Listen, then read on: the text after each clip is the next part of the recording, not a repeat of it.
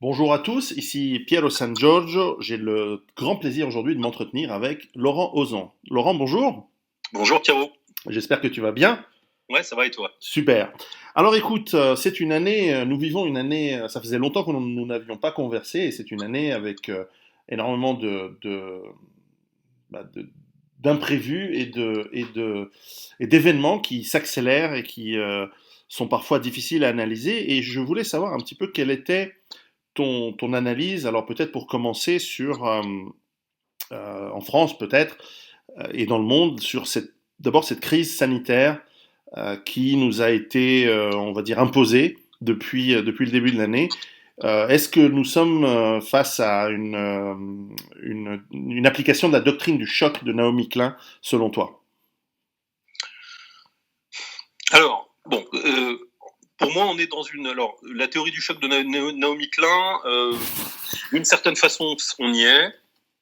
On est dans une phase en fait où on a une superposition de stress différents et chacun de ces stress ne converge pas. C'est-à-dire, en tout cas, ne converge pas vers l'explosion ou vers la désagrégation de la société. Alors, je ne veux pas dire qu'elles ne déboucheront pas à un moment ou à un autre sur une désagrégation de la société, Mhm. mais globalement, pour l'instant, en fait, chaque fil de stress, Mhm. chaque histoire qui accompagne ce stress, fait l'objet d'un renforcement en fait des processus d'intégration, d'assimilation, de contrôle, de destruction, si vous voulez, si tu veux, de la société. Mhm. Aujourd'hui, on a trois stress en gros dominants. On a un stress sécuritaire. Mhm. Bon, bah, ça c'est du fait de la décapitation du professeur à Conflans-Sainte-Honorine la semaine dernière. Mhm. On a un stress sanitaire qui est la remontée de l'épidémie Covid-19 et la façon dont et les effets qu'elle produit. On a un stress économique qui était déjà là avant, mais qui évidemment se renforce considérablement. Et en fait, chaque stress n'alimente pas l'autre, mais le contrarie d'une certaine façon. Euh, dans les phases dans lesquelles on est, on peut toujours se poser beaucoup de questions euh, sur la façon d'agir, sur ce qu'il faudrait faire ou sur ce qu'il faudrait, la façon dont on pourrait recevoir chacun de ces stress séparément. Euh, Typiquement sur la question du stress sécuritaire, c'est-à-dire en gros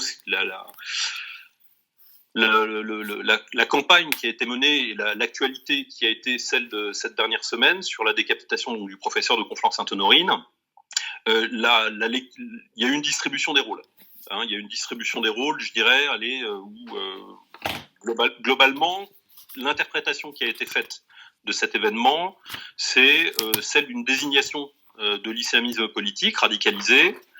Et cette désignation, en fait, globalement dans ce processus-là, on va dire, à part l'extrême gauche, et encore, même Mélenchon s'est senti obligé de renchérir sur ce terrain-là, aujourd'hui, quasiment tous les partis politiques sont alignés. Donc il y a une sorte d'unanimité aujourd'hui pour désigner, on va dire, une sorte d'ennemi qui s'appellerait l'islamisme politique, au nom duquel vont être prises des mesures qui sont des mesures de contrôle, de lutte contre le séparatisme, pour reprendre les termes qui sont utilisés maintenant au plus haut sommet de l'État. Or, la lutte contre le séparatisme, qu'est-ce que c'est? C'est l'assimilation. C'est l'inverse, hein. C'est pas l'inverse du séparatisme, c'est l'assimilation. Bon. Mhm. Donc, en gros, la lecture qui a été faite de cet événement, c'est une lecture laïcité, république laïcité, contre islamisme radical, Mhm. assimilé par les uns à du fascisme, assimilé par les autres à du séparatisme, voire un séparatisme fasciste, etc. Bon, Mhm. bref, voilà. Évidemment, c'est pas la fermeture de la mosquée de Pantin pendant 6 mois qui va régler le problème. Dans la mesure où on laisse les frontières grandes ouvertes et qu'on continue à faire entrer des flots de personnes en permanence, tout le monde se doute bien que le problème va pas être réglé comme ça. Ce qui est intéressant, c'est que dans la façon dont se sont déroulés les échanges et les débats, la droite, voire la droite de la droite, a joué un rôle tout à fait intéressant dans la mise en place en fait de cette narration d'État, cette narration du pouvoir sur cet événement. Il y a des gens qui Mhm. interprètent en fait. Alors pourquoi elle a joué un rôle? cette droite de la droite, Mhm. bah, typiquement, elle a joué un rôle en jouant le rôle du mauvais flic dans les interrogatoires. Hein. Il y a le bon flic et le mauvais flic. Bah, le mauvais flic, c'est celui qui met la pression, qui accuse, etc. Bah, là, typiquement, bah, on va dire je dirais toute la droite de la droite a globalement donné une interprétation univoque presque de ce phénomène-là, c'est-à-dire, allez, c'est l'islamisme qui est en cause, et donc tout le monde a renchéri sur ce terrain-là. Alors pourquoi ils l'ont fait? Certains parce qu'ils sont idiots, d'autres par conformisme électoral, parce que bah, typiquement, si on parle par exemple du Rassemblement national, bah, vous pouvez pas développer un autre langage, d'ailleurs parce que ça correspond fondamentalement à leur objectif et leur idéologie. Vous ne pouvez pas interpréter ce qui se passe aujourd'hui comme une guerre civile ou comme un processus de fragmentation, etc. Vous l'interprétez en fait à la lumière des institutions que vous prétendez incarner, auxquelles vous voulez accéder, c'est-à-dire vous l'interprétez comme un séparatisme, comme un terrorisme, comme un séparatisme, etc. Donc globalement, la lecture qui a été faite en fait par l'ensemble du monde politique et l'ensemble des éditorialistes et des médias, c'est la République laïque est en lutte contre et ses libertés, bien évidemment, est en lutte contre une sorte d'obscurantisme fasciste islamique. Et c'est précisément parce qu'on a réussi à imposer cette lecture de cet événement-là que le pouvoir dispose d'une légitimité pour prendre un certain nombre de mesures qui vont a priori à l'encontre donc de l'interprétation qui a été faite de ce fait divers, qui est pour lutter contre le séparatisme, il faut renforcer l'assimilation. Et évidemment, l'assimilation, c'est quoi? Bah, l'assimilation, c'est d'envoyer plus d'Africains dans les petites villes de province. L'assimilation, c'est d'empêcher les gens de faire l'école chez eux, c'est d'empêcher les gens de choisir leur école, et donc de forcer en quelque sorte le vivre tous ensemble, hein, et de contraindre les gens en quelque sorte à une vie commune qu'ils ne souhaitent pas. Ouais. Précisément parce que en fait des phénomènes de décantation assez classiques qui sont observés dans notre société sont déjà bien avancés mais n'ont pas été à leur terme. Donc en clair, chaque nouvel événement, chaque attentat, chaque crise, etc., typiquement dans le stress sécuritaire, sert à chaque fois à renforcer des mesures de coercition, des mesures d'assimilation et des mesures des attaques qui, contrairement à ce qu'on croit penser, ne vont pas s'attaquer au quartier halogène ou à des choses dans ce genre-là, voire même à l'insécurité, puisque évidemment, voilà, mais vont surtout permettre de forcer la population à ce grand projet d'assimilation. Tout cela évidemment en laissant les frontières grandes ouvertes. Donc on ne peut pas, dans l'état actuel des choses, considérer qu'il y a eu une avancée dans l'opinion publique du tout. C'est-à-dire que chaque nouvelle crise est interprétée par les uns comme les gens vont enfin ouvrir les yeux, mais en fait non. C'est la façon dont est raconté un événement qui compte, c'est pas l'événement lui-même. Quand le petit Taylan là, est mort sur la plage, sur une plage de Turquie noyé, sa photo a fait le tour du monde, elle a servi à déclencher des campagnes, etc., qui ont permis de faire entrer plus de migrants en Europe. Voilà. Et donc aujourd'hui,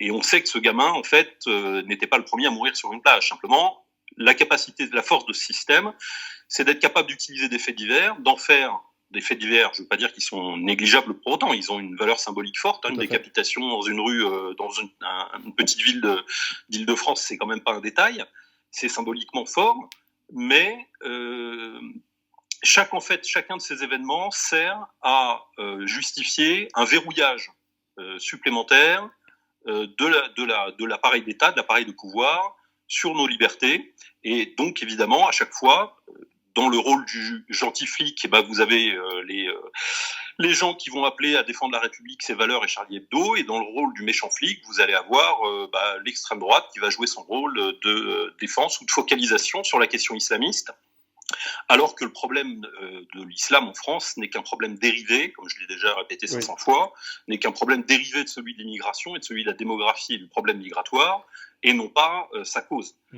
Voilà. Alors c'est vrai que, par exemple, si on prend un scénario tout à fait envisageable, c'est que si on commence à mettre, par exemple, des migrants dans des petits villages au fin fond de la campagne, Ce qui doit arriver va arriver, c'est-à-dire qu'un jour une gamine va se faire violer, un type va se faire égorger. Mais comme nous sommes dans un petit village et que les gens ne sont pas des bobos parisiens fragiles, il va y avoir une équipe de gens du village qui vont prendre leurs fusils et qui vont faire et qui vont faire un massacre dans le centre de réfugiés. Et suite à cela, on imagine tout à fait l'État dire, voilà, l'exemple de cette France rance, de chasseurs qu'il va falloir désarmer et donc justifier une répression encore plus forte et ajouter encore plus de migrants. Et ce que je veux prendre par cet exemple, et là où je veux amener comme question, c'est que finalement, il n'y a pas d'échappatoire autre que soit quitter ce modèle, ce système, en attendant qu'il s'effondre de son propre poids et de sa propre euh, contradiction fondamentale, mais c'est-à-dire que lorsqu'on a rempli un pays à 30-40% de personnes incapables, ben forcément, il n'y a plus rien qui fonctionne, donc ça s'effondre.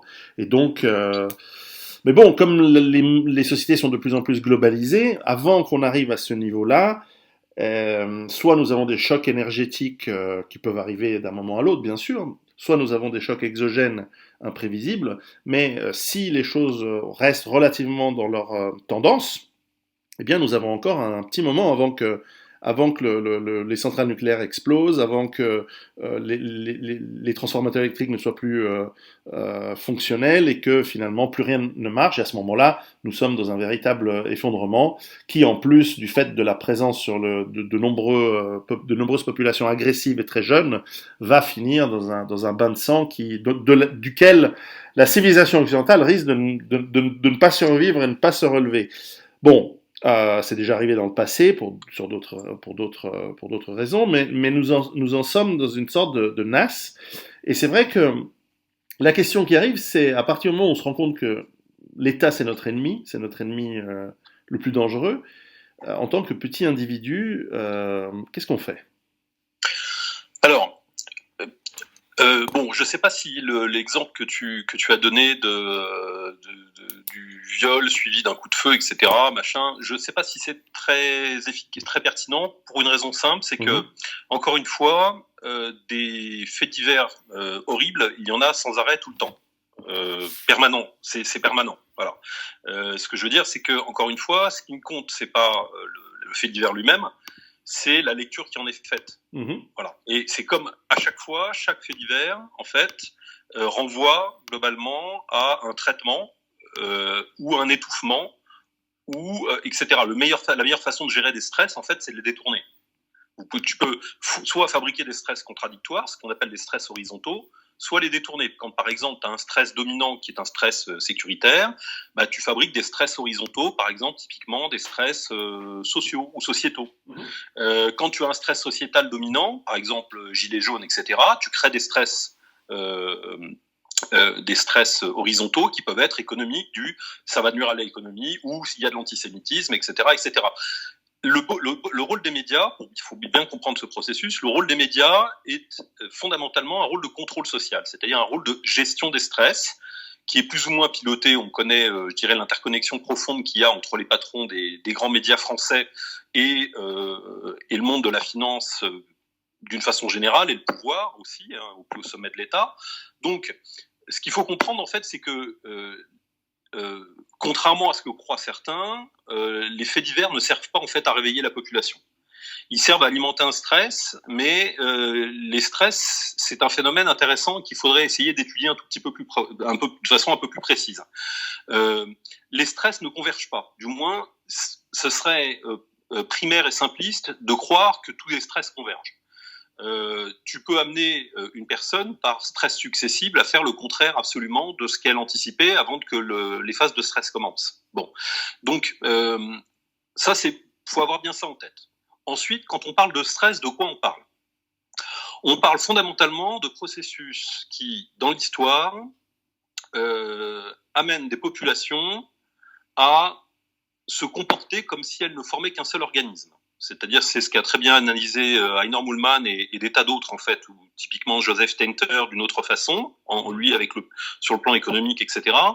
Globalement, il y a les sociétés, enfin les communautés de culture fonctionnent comme, dans les phases de stress, comme des quasi-organismes. C'est-à-dire qu'elles sont parcourues d'un stress commun. Globalement, elles réagissent au même stress ou à la même agression, qui peut être une épidémie, ça peut être une invasion, ça peut être ce que tu veux. Bon.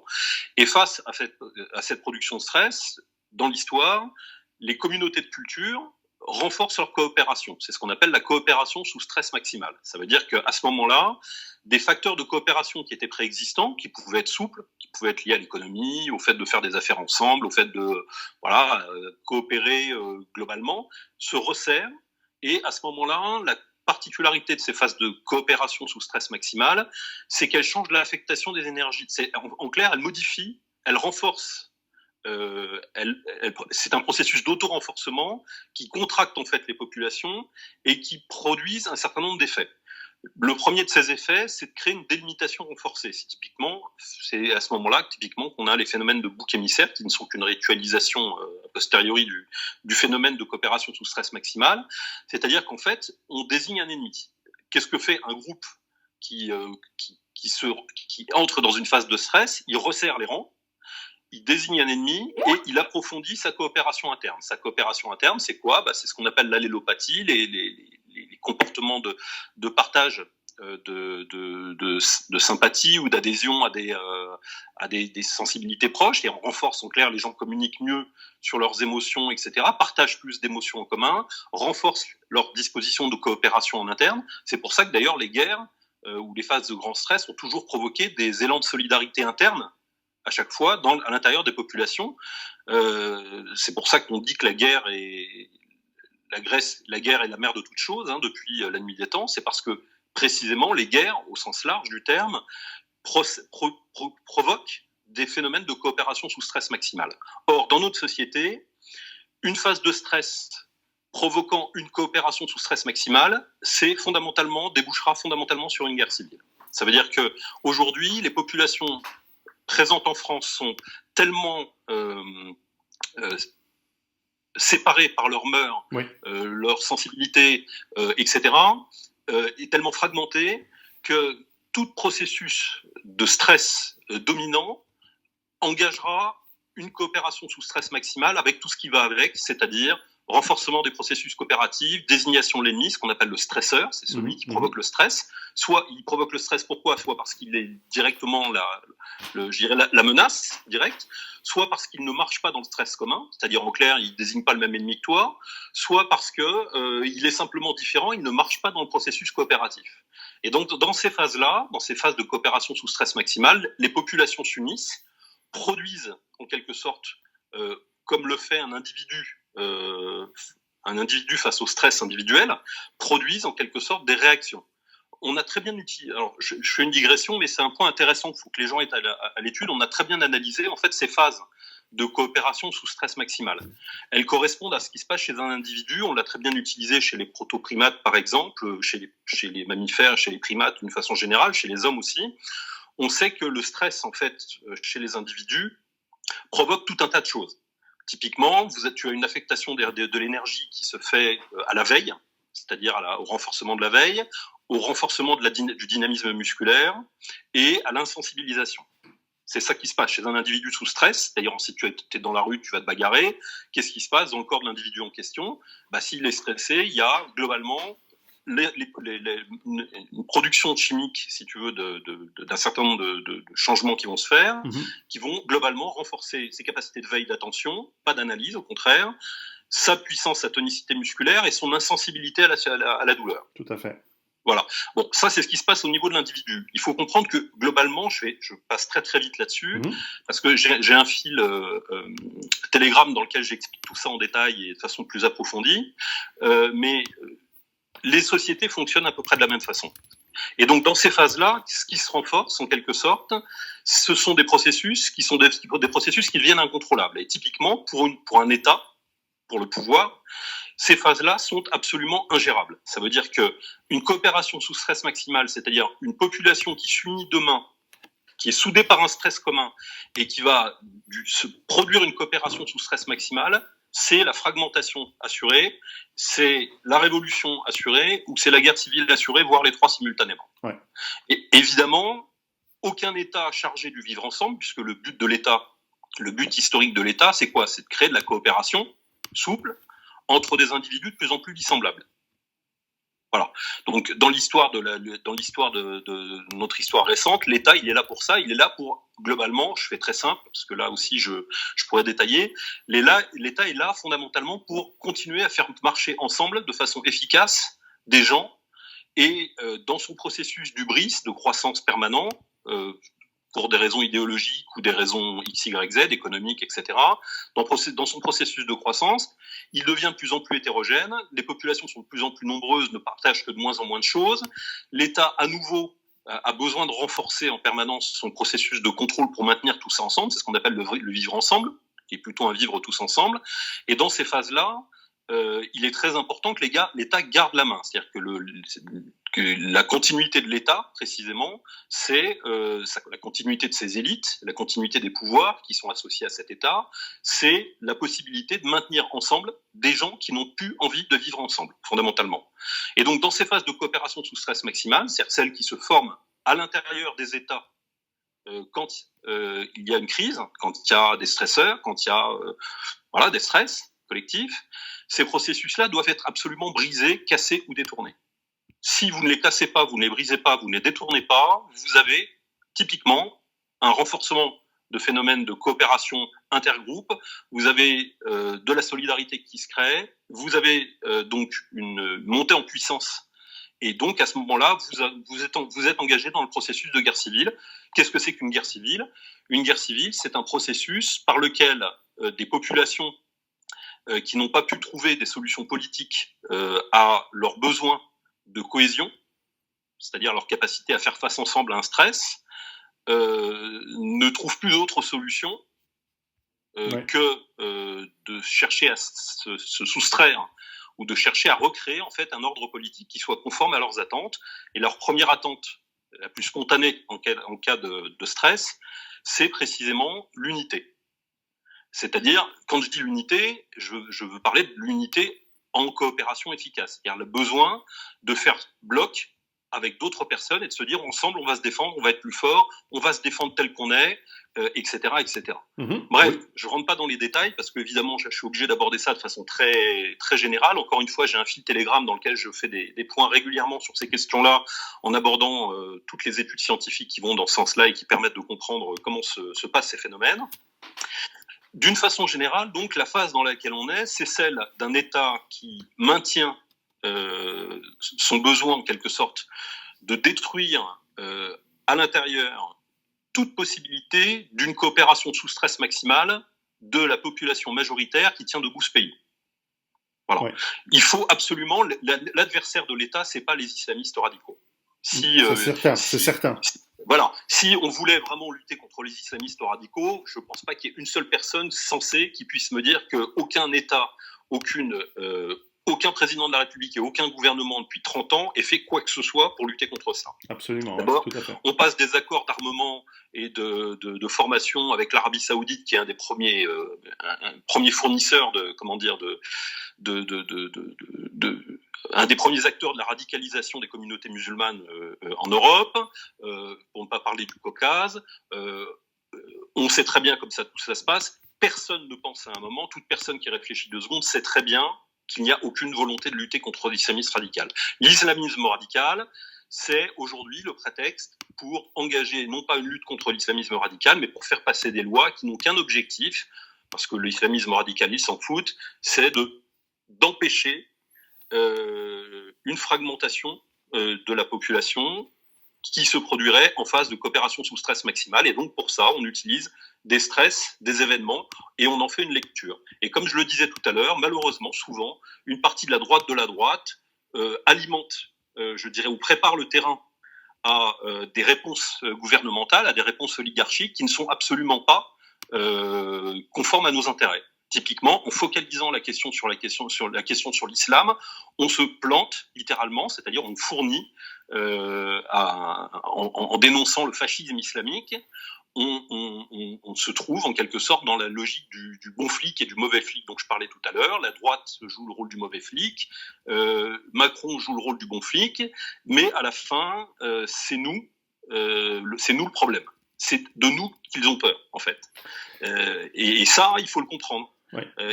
Il faut le comprendre et comprendre surtout que la seule chose qu'ils craignent globalement, c'est ça. C'est-à-dire, c'est que s'engage un stress dominant qui unisse suffisamment, qui crée assez d'empathie entre les gens, assez de solidarité interne, assez de coopération renforcée, etc., et que tous ces processus-là échappent à l'État. Notre histoire depuis 150 ans, c'est celle du transfert des fonctions libres, gratuites et communautaires à l'État puis au marché. C'est ça.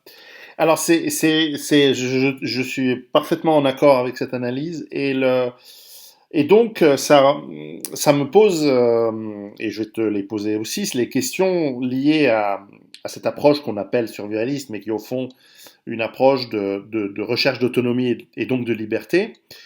Et donc, dès qu'on parle d'autonomie et de liberté, et forcément l'État, pour reprendre tes mots, et c'est tout à fait juste, eh bien, il va considérer cela comme étant un affront même intolérable et un exemple de potentielle fraction qu'il va considérer comme potentiellement intolérable, bien que nous ne soyons pas du tout un danger pour lui, d'un point de vue de nombre, ni d'un point de vue matériel, mais certainement entre les zadistes d'un côté et simplement des gens qui veulent avoir un peu plus d'autonomie, on sent la velléité de l'État.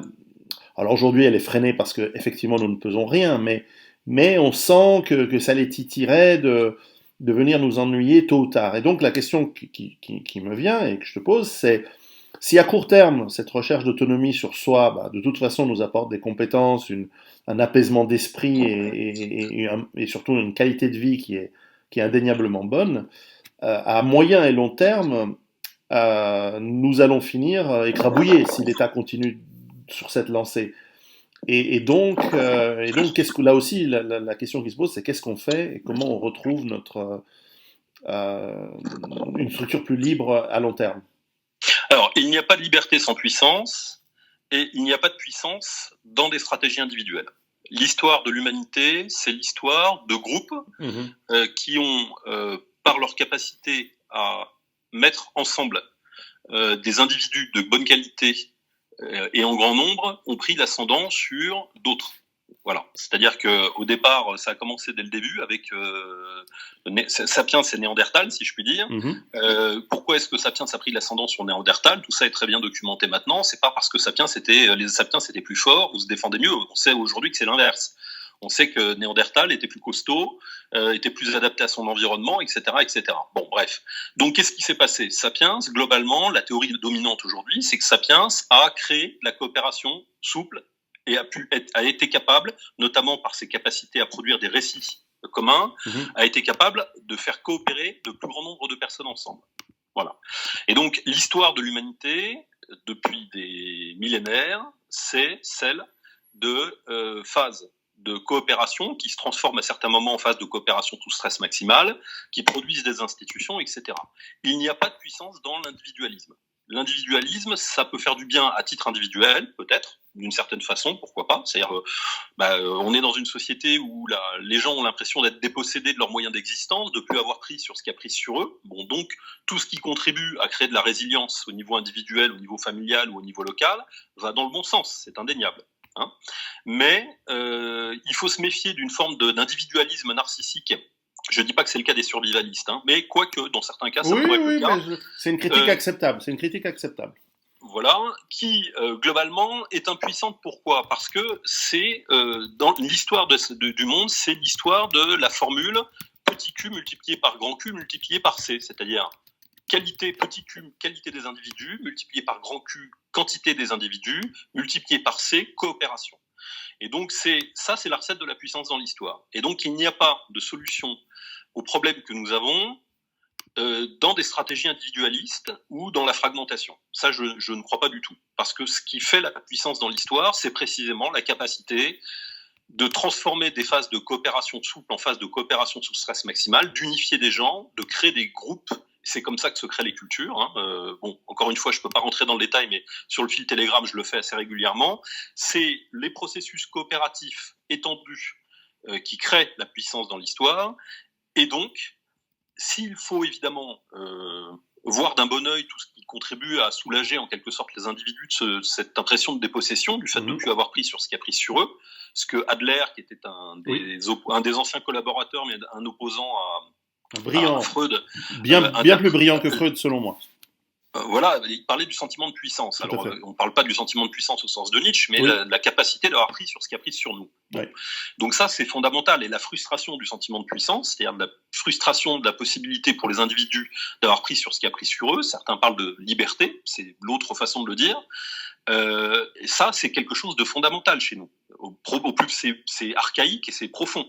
Mais en même temps, l'histoire du monde, c'est l'histoire d'un processus de coopération élargie, de capacité de mettre en mouvement, de créer des dynamiques de stress communes pour assembler des gens et leur permettre de mieux se défendre de façon plus efficace et d'affronter en quelque sorte les discontinuités de leur histoire ou de l'environnement et d'être plus efficace. Donc, il faut pas être dogmatique. Il faut simplement penser que tout ce qui va dans le sens de la stabilité de l'individu, de la recherche de sa santé, de son équilibre, etc., va fondamentalement dans le bon sens. D'une forme d'autonomie sur le plan économique, ça va tout à fait dans le bon sens. C'est pour ça que je suis localiste. C'est parce que globalement, je pense que un certain nombre des problèmes, selon le principe de subsidiarité, peuvent être traités au mieux au plus près des gens qui ont à les régler. Tout à fait. Mais simultanément, il faut avoir à l'esprit toujours que les processus coopératifs sont fondamentaux et que face à un État ou à des institutions, à des gens qui ont on appelle des politiques de peuplement, terme qui a été repris par Rachida Dati dans un entretien au Figaro hier quand même, face à des politiques de peuplement, quand on a des gens qui se comportent comme ça, pensée individuelle, je vais avoir des gros muscles, je vais me laisser pousser les moustaches et je vais fabriquer mon cochon moi-même, c'est bien, ça peut faire du bien, vraiment, individuellement, mais ça ne débouche pas sur la puissance et donc ça n'est pas une solution collective. Voilà, c'est tout, c'est ce que je veux répondre à ta question. Non, c'est très pertinent et effectivement, c'est probablement ce que dans un de mes prochains livres, et d'ailleurs, si tu m'autorises, je transcrirai une partie de notre entretien présent dans ce prochain livre, qui est en fait, comme tu sais, j'explique qu'il y a 7 piliers à l'autonomie et à la survie, mais en fait, il y en a un 8e qui est la reconquête du pouvoir. Et simplement, il faut peut-être l'avoir comme objectif final, mais il faut un processus sur lequel on pourrait discuter, et peut-être dans un prochain entretien, comme ça on va tenir l'audience en haleine jusqu'à la prochaine fois, mais clairement, la reprise du contrôle ne peut commencer que par l'individu d'abord sur lui-même, sur ses propres instincts, sur ses propres pulsions, puis forcément, comme tu dis, par cet instinct de puissance ou volonté de puissance, être projeté et rendu réel autour de lui sur son cercle le plus proche, puis plus lointain, et enfin, et c'est là tout le sens de la politique, de la gestion de la cité dans laquelle on vit. Et hélas, il faudrait s'arrêter là et ne pas aller dans le fait de s'immiscer, c'est une petite parenthèse, dans la politique d'autres cités plus loin, ou alors par la diplomatie, mais certainement pas comme le font les empires. Je referme la parenthèse.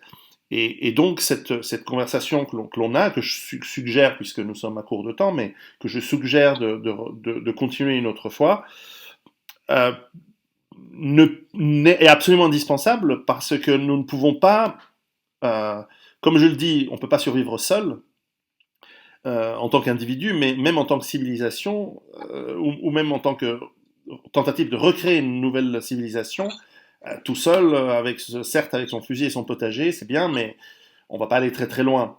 Et après tout, je le dis souvent, au Liban, puisqu'on parle toujours de libanisation possible de l'Occident, mais enfin au Liban, certaines communautés sont entourées d'ennemis, mais survivent depuis plus d'un millénaire.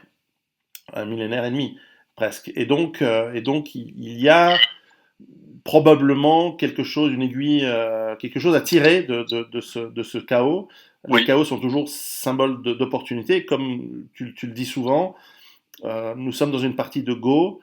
Parfois, nous avons l'impression qu'on est en train de perdre, mais il suffit qu'une pièce soit posée au bon moment pour que tout se retourne. Oui, il y a ce qui te détruit et il y a ce qui te détruit, ce qui te détruit. Donc, on est effectivement dans un jeu un peu complexe. Là, il s'agit de prendre un petit peu de distance avec le sujet qu'on aborde. Alors, ça va certainement paraître un peu, comment dire, un peu théorique et un peu général comme point de vue, hein, celui que je vous donne là aujourd'hui. Ce que je veux simplement, ce sur quoi je voulais attirer ton attention dans ce premier échange, c'est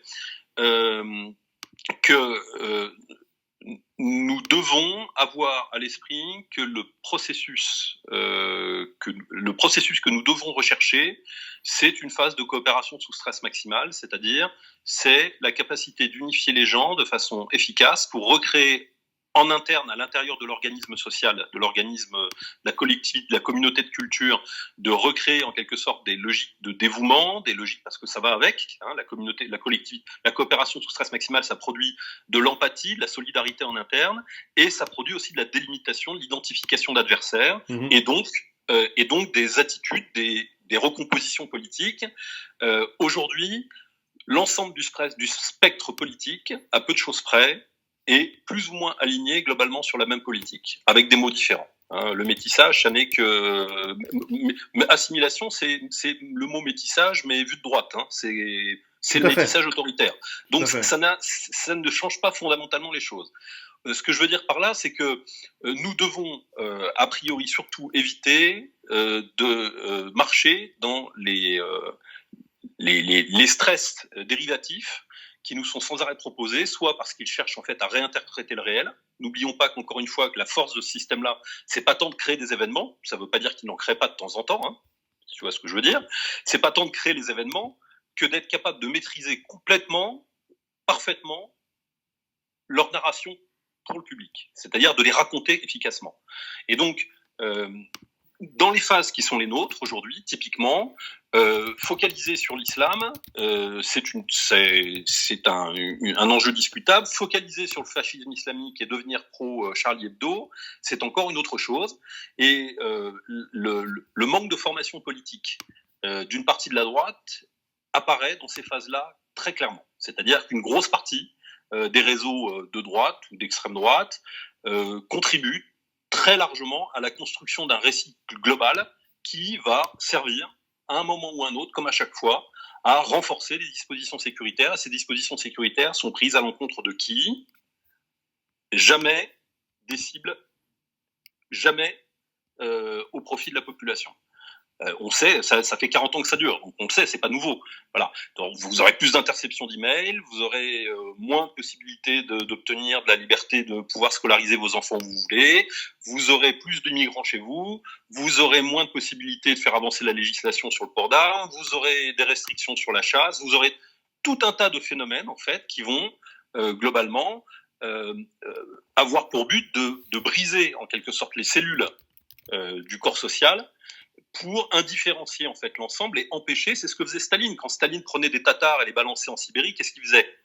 Il empêchait simplement les Tatars, il empêchait la population tatare d'être majoritaire sur son propre territoire, ouais. Et en même temps, en les réaffectant ailleurs, il empêchait la population en question, en Sibérie par exemple, que la population sibérienne en question se retrouvait avec une population tatare tout d'un coup, et donc l'État, en quelque sorte, gérait